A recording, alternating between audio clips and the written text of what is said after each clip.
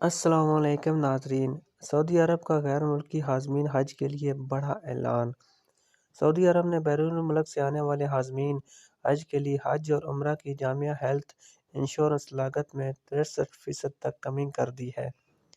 Saudi media کے مطابق حج expo 2023 کے اختتام پر حج اور عمرہ کی وزارت نے انشورنس لاگت کو 235 سعودی ریال سے کم کر کے صرف 87 سعودی ریال کر دیا، جو کہ 63% کمی بنتی ہے۔ حج اور عمرہ کی وزارت نے اس حوالے سے کی گئی اپنی ٹویٹ میں مزید بتایا کہ حاضمین حج کے انشورنس پریمیم 109 ریال میں بھی 73% تک کمی کر کے 29 ریال کر دی گئی ہے۔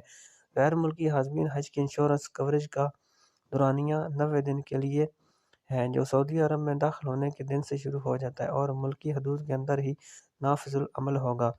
انشورنس میں ہنگامی حالات جیسے حادثات کے نتیجے میں موت، مستقل معذوری، ٹریفک حادثے میں زخمی ہونا، مختلف بیماریوں کے لیے اسپتال میں داخل ہونا اور بچے کی پیدائش کے علاوہ حادثے میں انتقال کر جانے والوں کی لاشوں کو ان کے ملکوں تک پہنچانا بھی شامل ہے۔